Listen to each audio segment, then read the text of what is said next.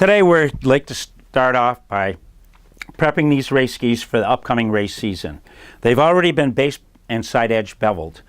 First step is to clean any existing filings or impurities off of the base from the previous tuning. Let's go through, spray the base with a wax cleaner.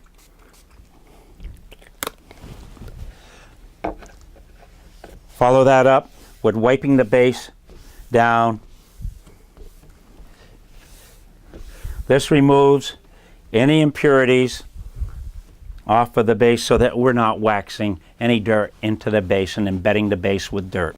Next, simply follow that up with a quick brushing of our brass brush.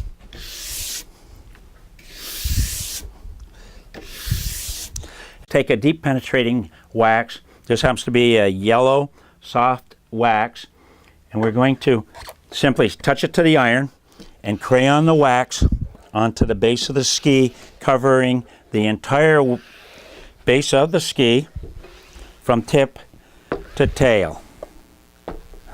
Once we've done that, we come back and we melt and drip a plentiful amount of wax onto the base of the ski. Once we've done that, we now start at the shovel of the ski and we follow the ski base down towards the tail, leaving a tail of 5 to 6 inches of liquid wax behind the iron, always keeping the iron moving. Failure to keep the iron moving may result in burning the base or the wax. There may be some friction that occurs between the wax and the iron. Just force yourself to keep the iron moving. You'll notice the wax iron glides much better on the second pass. Let's repeat that one more time. One quick pass now down through. Next, we'll let the wax dry for a moment, and then we'll proceed to scrape the wax off using a sharp scraper.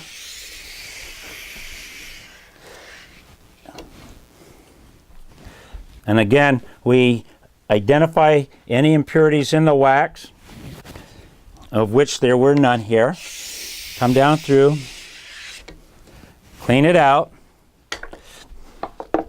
go over it again with a brass brush, couple passes, followed by the horsehair brush, and we repeat the same process by this time dripping the wax on. Again, a plentiful amount of wax, always. Notice that the wax iron is not smoking. Move the iron slowly down through. We will repeat this process 6 to 8 times. One more time down through, much faster this time. The wax is glistening. Okay. And again, we'll scrape it.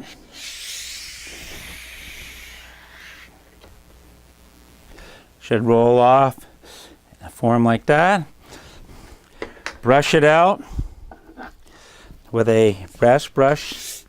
Now, oftentimes people will say, how do you clean your wax brush when it clogs up with the soft wax? You just take your file card and you take and pat and twist. Pat just like that, and twist, and it cleans out your bristles. Again, it's just pat it and twist.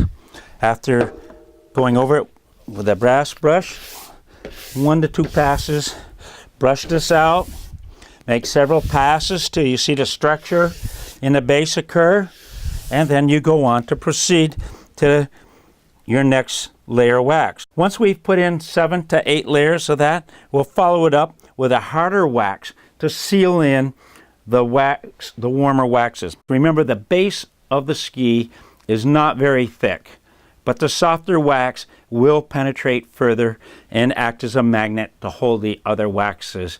So the more wax that we can get into the base and keep it there from being pulled out from skiing, the better chances are that we aren't going to base burn the ski, and the faster the bases will run. Since we've already well waxed the base, we're going to drip the wax onto the base. This time we're using red.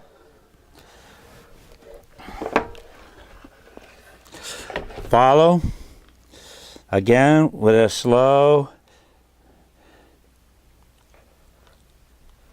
all the way down, slow motion, with a 5 to 6 inch tail of wet liquid wax trailing the iron. It's important during your waxing not to have the wax iron in contact with the base for long periods of time. Any long period of time of contact with the base can sear the base and actually close up the pores of the base, where wax will not be absorbed as easily.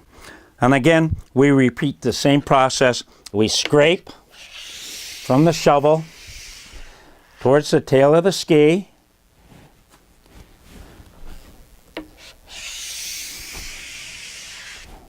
Go over it with the brass brush again. A couple of passes, and then back with the horsehair brush. Now, is it important to use the brass brush each time? And I don't think that it is. Most of the race technicians will simply use a horsehair or nylon brush in each method. We would put on 2 to 3 layers of red wax, and then we would seal those waxes in with the blue. And this would necessitate turning up your wax iron to a higher temperature, dripping the wax on. Now, this will not drip on as easily as the other waxes if you were to keep the iron at the same temperature. So we turned up the thermostat on the wax iron. Cold waxes need to be scraped immediately. Do not leave cold waxes such as blue on for long periods of time. It's important to scrape them immediately. Otherwise, when you go to scrape them, you'll actually pull the wax right out of the structure of the ski base. If you come across a spot that's not melted in thoroughly, go back to that spot.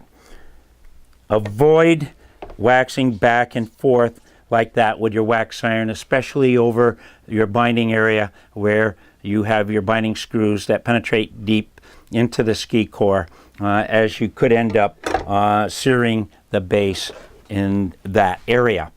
Again, immediately scrape. Follow this up with a brass brush. Now, for hot boxing, we would simply iron on the yellow, put it into the hot box for a couple of hours, follow it up with red for a couple of hours, and then blue for a couple of hours. Brass brush till you see the structure come through, then polish with either your horsehair or your nylon brush.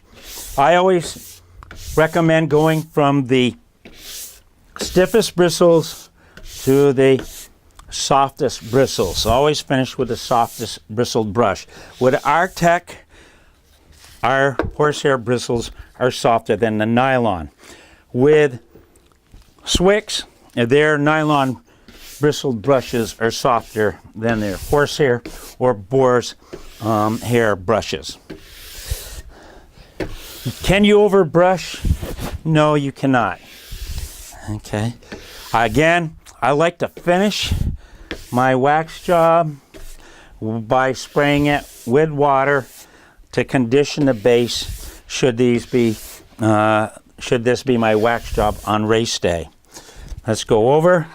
Store the brushes up, not down on the table where they'll pick up dirt and impurities. Clean the wax off the edges.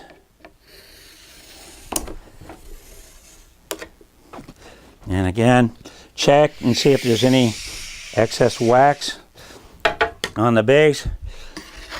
Sidewall, clean.